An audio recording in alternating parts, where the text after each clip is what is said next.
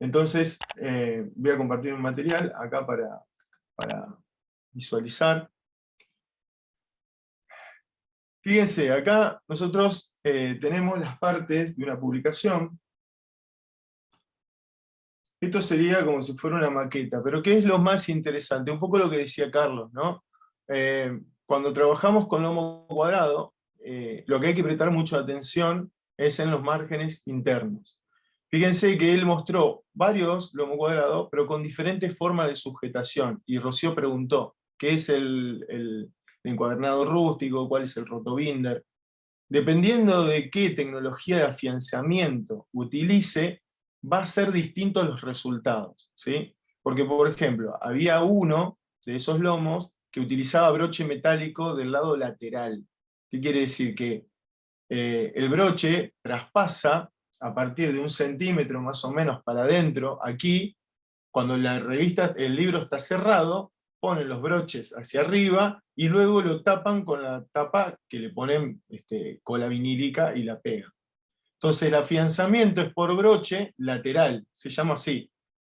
Eso hace que coma más el margen todavía, ¿no? Porque ya hay 1 centímetro que ya no se accede, ¿no? Del margen que nosotros teníamos interno.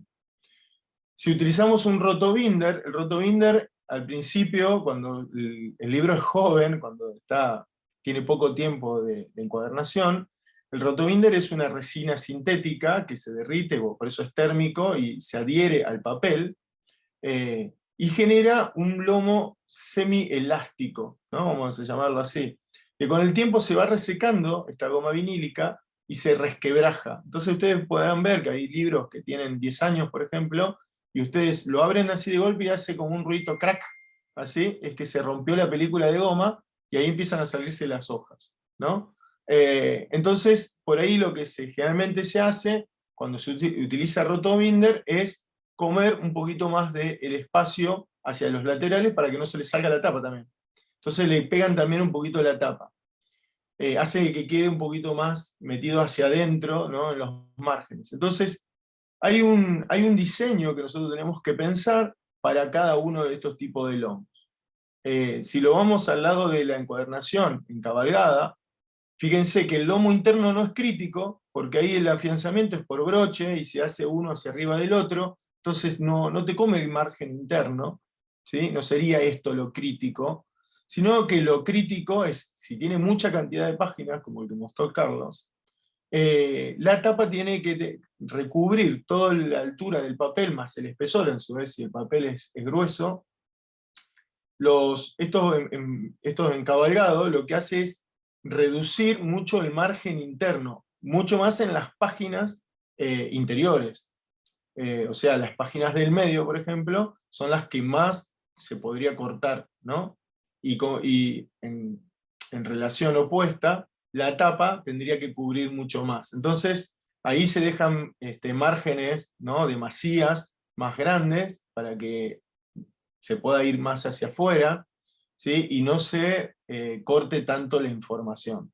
Entonces también hay que pensar en la compensación de márgenes que se hace en la parte externa. Entonces hay un montón de decisiones que tienen que ver con la forma en que va a ser, digamos, encuadernado el libro o la revista.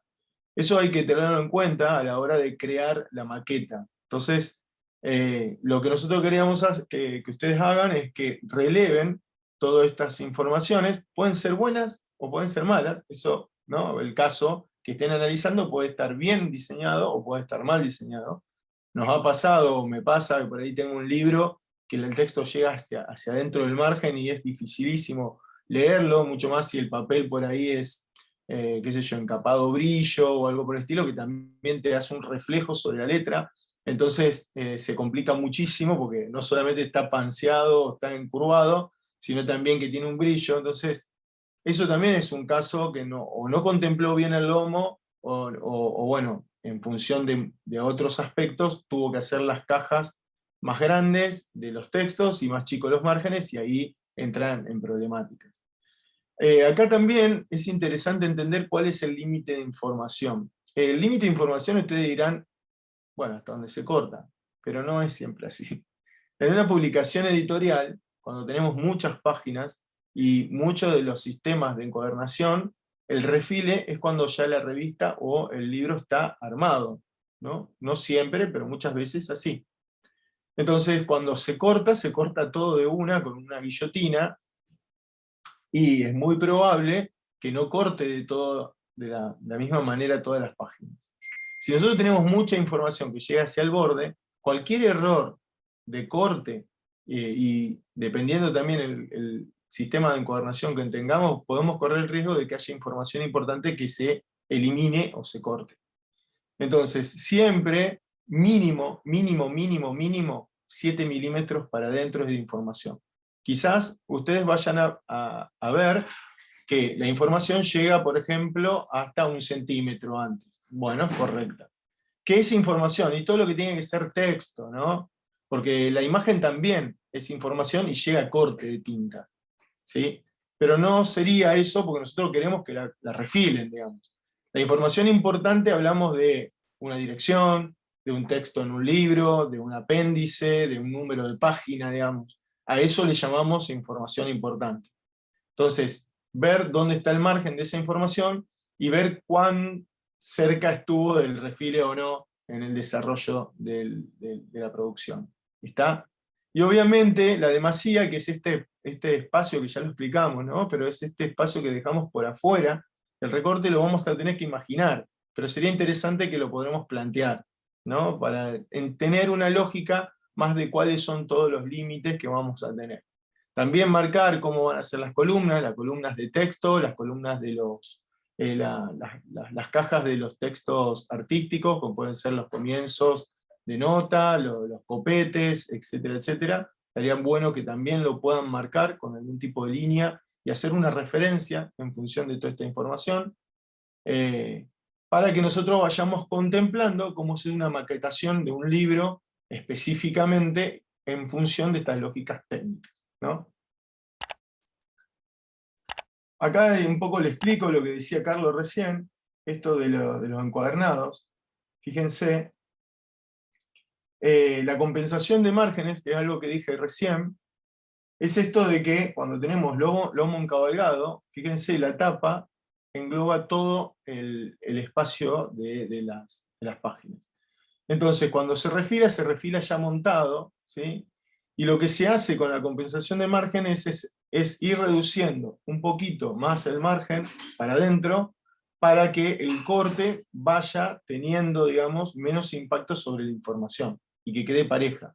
Porque si tenemos, supongamos, 180 páginas, una revista o un libro, o lo que sea, o un manual, seguramente en el lomo encabalgado, las páginas internas van a ser mucho más chicas que las externas, por la cantidad de páginas que tienen. Entonces, si nosotros usamos una caja estática, vamos a llamarlo de una manera, sin compensación de márgenes, seguramente va a tener una distorsión en la visualización del diseño. No sé si me explico bien.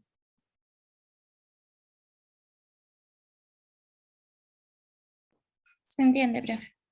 Claro. Vieron que cuando nosotros hablamos de diseño, no sé si alguno está haciendo tipografía 2, o ya la hizo, o bueno, estarán haciendo tipografía 1, se habla un poco de que las publicaciones respiren, como si fuera una persona, ¿no? Pero que tenga aire, que tenga oxígeno.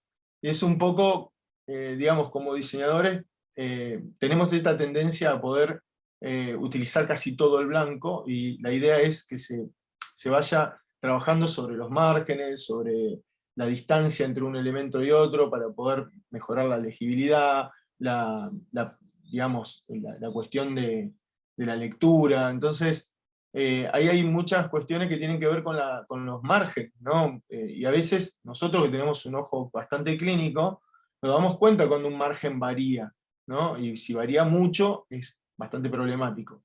Entonces, es interesante que también se tenga en cuenta eso a la hora de analizar una producción y luego a la hora de proyectar, ¿no? Bueno, y esto es la imposición, no voy a caer en lo mismo. Esto no tiene que ver con el trabajo práctico, pero muchas veces van a encontrarse que si utilizaron un libro del lomo cuadrado, van a ver que están armados en cuadernillos de 8 o 16 páginas, como dijo Carlos hoy, ¿no? Y tiene que ver con esta lógica, que es un pliego de 8 páginas, frente y dorso. Entonces, eso se pliega y luego se refiere a sujetado. Entonces, van a encontrar diferencia entre cuadernillos y cuadernillos, ¿sí? Si lo ven bien al corte del lomo por el costado, se van a dar cuenta. Bien, esos son los elementos que queríamos darle para que tengan en cuenta a la hora de hacer la producción. Cualquier cosa está dispuesto también, pusimos un foro ahí para que el que tenga dudas, ¿sí? Pero bueno, no sé si tienen alguna consulta que hacer.